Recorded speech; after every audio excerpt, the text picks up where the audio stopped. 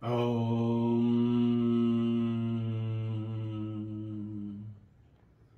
Asato Ma Satgamaya Tamaso Ma Jyotirgamaya Mrityurma Amritam Gamaya.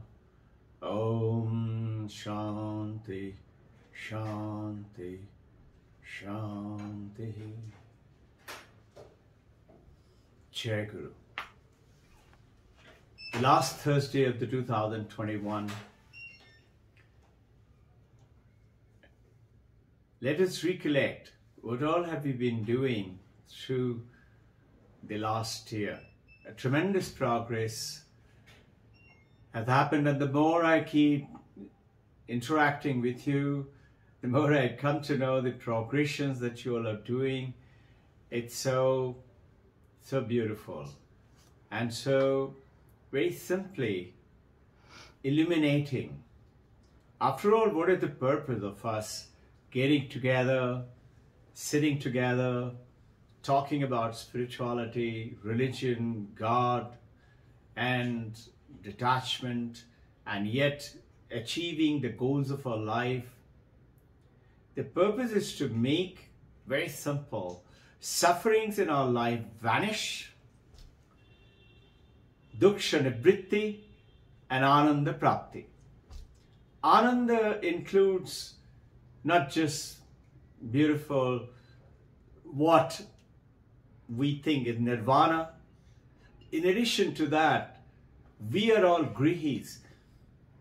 So in the garhastha dharma, fulfill our duties as the sons and daughters of the husbands and wife, as the parents towards our family and the children, in which we do not like to see, and we want to check it out with the system that we are following, that is it practically reducing really the suffering that we're talking about? Is it true for me? Is it real for me? Or is it just some intellectual understanding, maybe gibberish, maybe just talk? Our journey has to be, and this is what makes me feel so very happy to see, starting from you, each one of you and us, so much of changes has happened. And it's so beautiful to see that the objectives which you had, you've attained quite a large part of it. And of course, perfection has no limit. So we're going to continue to go ahead and march. What did we go through and learn? Let's recollect some of them. We realized that we think the moment I say I, it means that this is me, and this me is the mind and the body and the name and the form and the function and the work that we do. And we realized the moment I put our name and form and function, I became separate from everybody else, and we become a dualistic world. In this dualistic world there is Sankhya philosophy. Kapila, thousands of years ago, the first philosopher, started off with the dualistic. And today, in this dualistic world, we realize through the Advaita that the suffering begins the moment we call you are different and I'm different. We understood through the Vedanta, through the Sermon of the Mount, through Chaitanya Mahaprabhu's statement, through the various learnings of our Gurudevas of the world, particularly Paramahansa Yogananda, Yukteswar Giri, Lahiri Mahasaya, and Swami Sri Vivekananda, Holy Mother, Paramahansa Ramakrishna. Importantly, Babaji, Krishna, and Divine Mother being the beacon of light leading us, understanding that this duality must go away and yet perform in this world. In this, we realized that the moment you try to create a sense of well-being, feeling good with the children, with the people. I'm not saying my children don't listen to me or there is a kind of a gap between the partners or the parent and the child. The moment this happens, you realize that what we learned is that you and I is because of these differences. But look at it now in the theistic language. What are we talking about? The God is supreme, the Almighty and powerful. And we are sentient being with a body and the form. We are small, we are less powerful. We are going outwards. This is what we are learning. Going out to get what we want, whether it is work, whether it is money, whether it is a good partner, whether it is some things. And importantly, our mind is the one which is creating this duality. So, Atma Satyanubodhena, the moment you realize your true self, that the mind falls away. And the mind does not take you away anymore. You go beyond mind. Man ke paar chale jate hain. And our journey from this dualistic world, where the God is Almighty and we are so small sentient being, is the Sankhya philosophy. There is no God in Sankhya, nor is in Buddhism, nor is in Jainism. There is no God. Then we realize that the self-realization and God-realization are the same. We'll just touch upon that a little while from now. And we saw that if we can differentiate between subject and object, anything that we experience, remembering our sessions, has to have consciousness and an object. And we realize that everything around us, what we experience, anything that we experience is an object. We experience not only this computer, the mobile, or the car, or the house, or the people, or the mountain, or the dogs, or the dolphin, or the building, or the property, or money. We experience all of them. They're all objects. But we realize that the finer thing that we experience, we did not realize it earlier. Our journey made us understand through Vedanta that our love, our hatred, our anger, our jealousy, our desire, our greed, our divinity, everything we experience it through the mind, and they are object. But we also took the journey to understand that I am not an object. I am the drashta, I am the seer. I see, I experience the object. Who is this I? Mandakya Upanishad told us, we experience the I in three ways.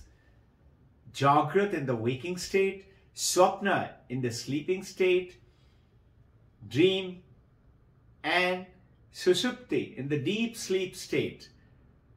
And then we realize that these three are not just the one that we experience. That is, we are experiencing because of only one thing. That object is being experienced because of consciousness. And we are that consciousness.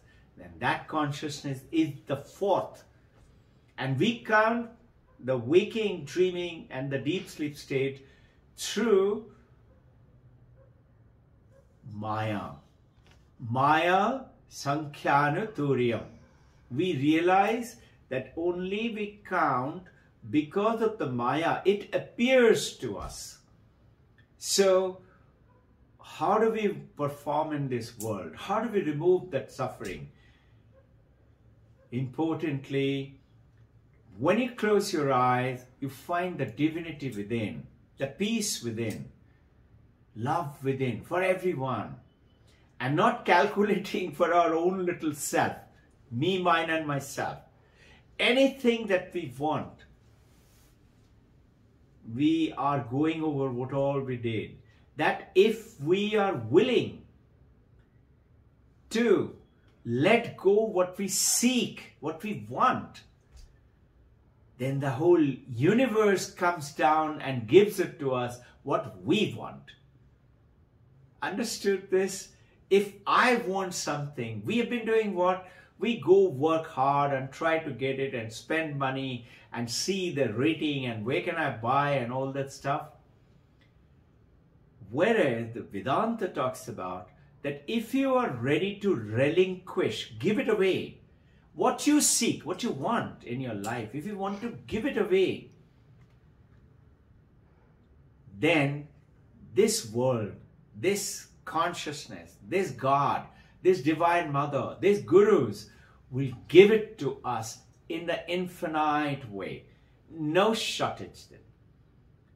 And in other words, the giving away to the people is elevating them, not only just giving with money, matter, but also love, the care, and of course, the importance of the sense of well-being. Everybody around us should feel good about it, good about being with you and me. And if that goodness we cannot exude, then this is not gelling. To make it gel, we have to go ahead. We are going to do on Sunday, the 1st, 2022, a long session of meditation, along with some informations. I have some very good questions and answer. I shall quickly cover in the next 5-10 minutes. The first question came about is that my mind is dividing subject and object. And in this differences, what is happening after self-realization, that one difference is that one common perspective, after I realize myself, who am I, that relativeness experience, does it continue when I have realized myself, ultimate realization, and anything after that is considered to be as if it is some delusion, meaning we keep saying the world is a dream, this life is a dream. When I realize myself, does it happen that? And the second part of the question is that the perspective of the Vedanta is that disconcerning that it is unreal, it is just the first step. We think that it is unreal. But discovering that the magic is real and magic is illusion and magician is real. God is real, but this world is unreal. Now, these are the two very close to each other. The question answers came about. The direct answer, which we go ahead for through the Vedantas, is the second one. We approach through the Vedantist way. In the Vedantist way, what we are talking about is the direct path approach. The moment we are awakened, we realize I'm a sentient being in which I realize that I have this mind, body, form, but this is not me. I'm something else. I'm that Turiya. And even though I realize I'm that Turiya, I continue to see the difference. Before what I was, mind, body, form, name, now I am something. And I also feel very powerful. Why? Because I suddenly realize that suffering, that aging, that decay, that death, that fear of the sicknesses, they all belong to the body and the mind. And I am not that body and the mind. Does it take away the pain? Not really. But what happens then? When you realize that I am not that, you suddenly start to experience that lesser and lesser, the same pain which was there earlier. In that direct path, we look at what is our goal. What did we do 2021 and before so many years? Is to self-realize. What is self-realization? Self-realization, understanding truly, who am I? Then what is this thing called the God? So take that understanding, we said God is up there, God is powerful, God is strong. It's the Taoist religion, which is God-oriented. Western world, Christianity world is God-oriented.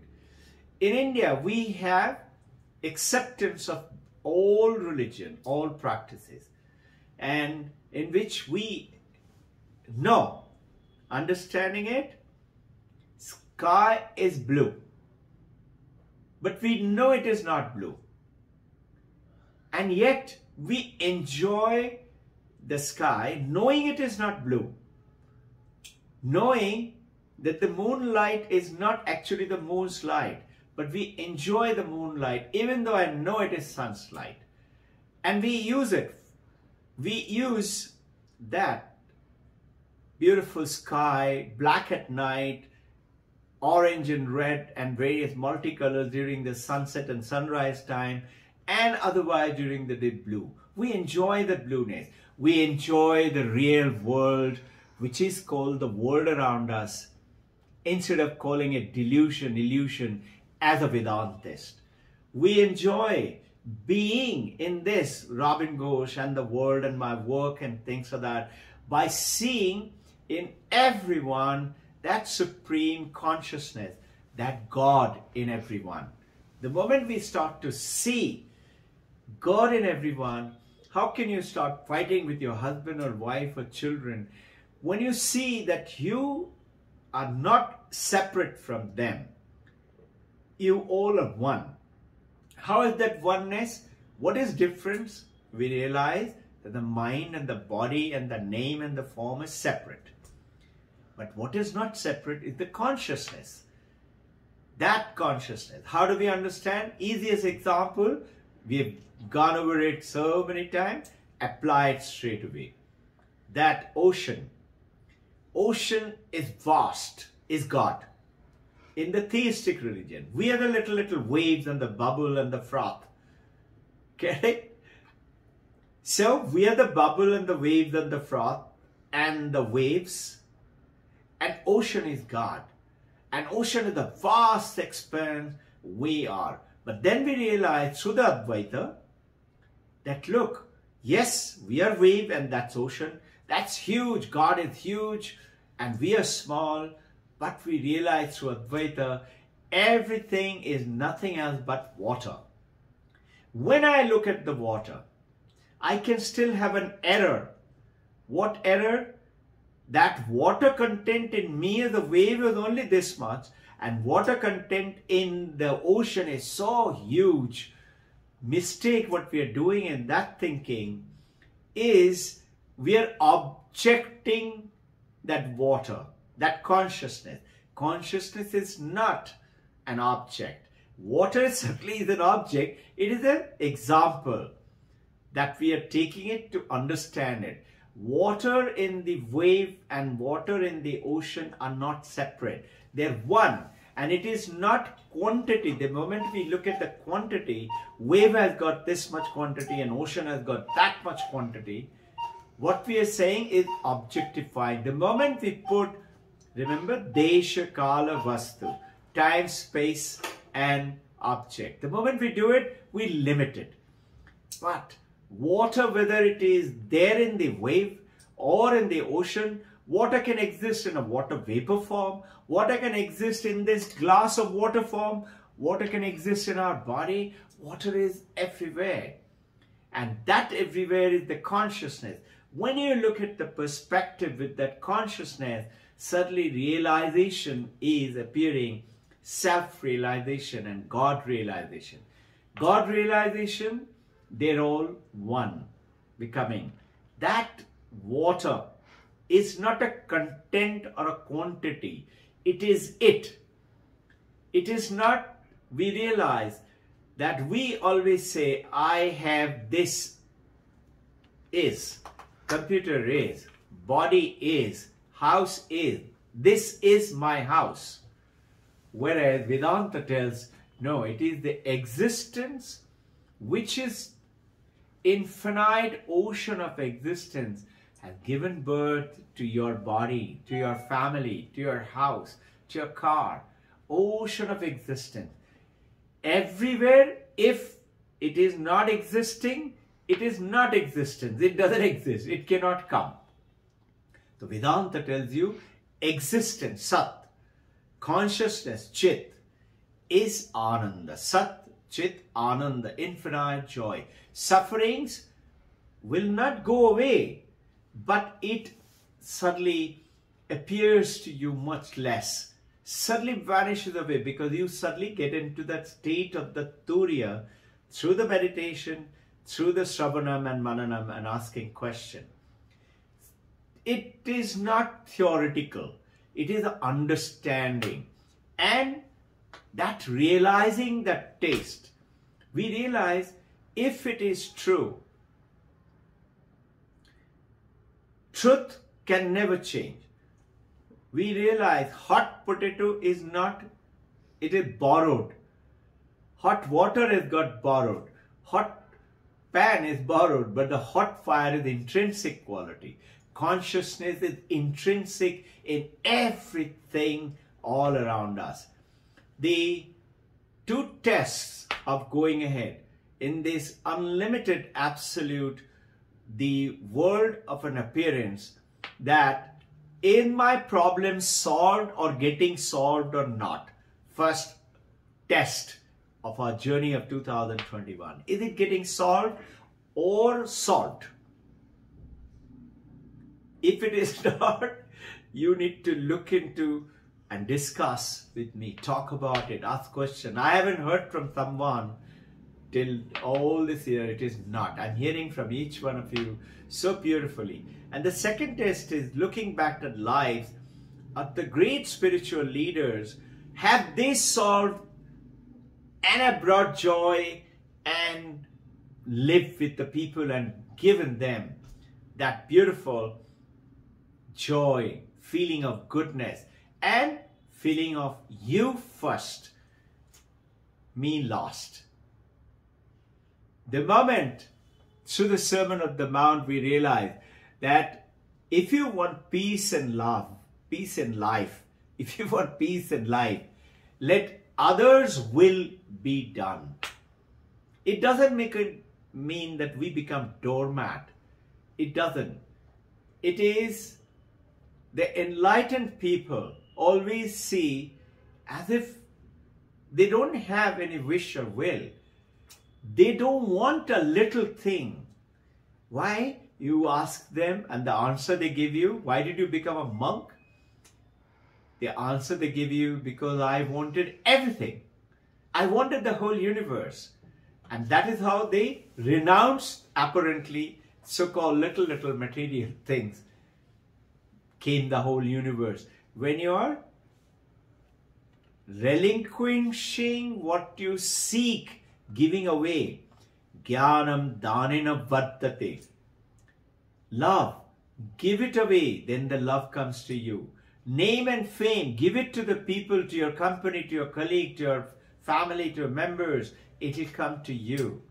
Money, give it. The more you give it, the more vacuum created for it to come. We tend to say what? When I get it, then I will give it. It is the giving is the first. All great teachers, spiritual masters are showing three types of realization. Number one, those who are always meditating, running away from the home, sitting like a rock inside a cave, thousands of miles away, denouncing from the whole world. They're good people, but they've isolated themselves and enjoying that only to themselves. That is one kind of master. The second kind of master are doing that like the first kind, but once in a while they come out from there and come and look at it, as you say in Indian language, in Hindi, wah, wah, wah, wah, what a beautiful ocean and the river and the mountain and the people and the dogs, and they see all as one. They're feeding the dog. You see in Sai Baba's, you see, our great master, they're all showing that everybody is one. That is another second kind. And the third kind are the kinds who, after realizing, they come down to give that realization to everybody around and change their life. And yours and my journey is toward that third kind. The conflicting ideas, whichever comes in, understanding it, asking questions, finding answers, and through meditation make it firmly. There is one very famous monk in Himalaya. He had many disciples, very senior monk. And one day one of the disciples came and said, "Sir, I've come back from hospital." Now the senior monk, as his guru, knew that he had gone for a kidney transplantation. So he said, "So now that you got a new kidney, how is your life?" He said, "Sir, doctor has told me, don't eat that, don't eat this, you have to eat this, you have to do this exercise, you have to sit down and do some meditation practices. So I have to do all of them. And if I don't do all of them," the monk said, the guru, "Why do you have to do all of them? You already got a new kidney. Why do you have to do again?" He said, "No, sir, doctor said if I don't do it first, the kidney which you got transplanted will not give it for purpose for which you got it. It will not satisfy for which you got it. To make it work, you have to follow these rules. Second, the rest of the body part, to accept that kidney, you'll have to follow these disciplines. And the third, if you don't follow them, that kidney will die and it will be rejected from the body. And you have to remove it, otherwise it will poison your body." So the holy monk, he looked at, there were a lot of other monks, disciples, brahmacharis, and he looked at them and he said, "See, monk, once you get this idea of the Vedanta, that I have understood something, like you and me, like we are in that journey today, like we have understood some part of it." He said, "Intensify, like the doctor told this patient, your practices, your Shravanam, Mananam, Nididhyasanam. Don't let go. Just because I'm beginning to understand that I'm not Mano, Buddhi, Chitta, Ahankar, Naham, I am Adantik. No, it is just the first step. Intensify. And then, as you follow the rest of the mind, which has been, what is it? It has not been accepting otherwise those Vedantic thoughts. Why? Mind is saying, "No, I don't agree with you. I don't believe in you." You have to train the mind, like training that elephant, with those Mananam, Nididhyasanam. Asking questions, studying, reflecting upon it, asking further questions, challenging it, and trying to understand, listening with, remember those three types of listening. One is, pot is upside down and you're pouring water, it is nothing going inside, it's just flowing out. There is another, first bad listening. Second, bad listening. Pot is upside, correct way, correct, but there's a hole in the pot and I'm challenging whatever it is. I don't believe you, I don't agree. It goes away through that. And the third type of bad listening, pot is correct, no hole, but it has got garbage inside of the earlier thoughts and processes. I'm not ready to open my mind to say, okay, let me ask question. I don't agree with this. Can you tell me, explain to me why? And then reflect on it. And if it is truth, it will appeal to you. How can it not? Because it is the truth, and your mind will always go for the purity, like a child. Original mind is like a child. Paramahansa's mind is like a child. It will become, and that is what is called Man ki paar chale jao. I would like to end today's session with two things. One is remembering that diamond in the washerman story. The washerman was using the diamond for only cleaning clothes and beating his clothes. And when he realized through the vegetable friend and the cloth merchant, and luckily he didn't sell it off to them with a 10 kg of brinjal or clothes for the whole year. He went to the gold and the diamond merchant, and all his suffering for the entire life vanished. Why? Because he had a diamond with him. He didn't know it, and nor did his vegetable friend vendor friend or the cloth merchant friend or the goldsmith could tell him, diamond merchant could tell him. That diamond is within you and me. Atma Satyanubodhena. Na sankalpa yate yada. It vanishes totally. With this, I want you to remember that. Very powerful. Purnamada Purnamidam Purnat Purnamudachyate Purnasya Purnamadaya Purnameva Vashishyate. Purna gives birth to Purna. Purnam, when it is taken away from Purna, Purnam alone is left behind. You cannot deplete it. And that Purnam is you and I. And that is not the body and the mind and the name and the form. It is the joy of the consciousness of the Atman, of the spirit, of the soul, of the Turiya. Practice it. Think about some good question. We'll deal with it and have a nice Sunday meditation. Spread the word. Everybody is welcome. Jai Guru.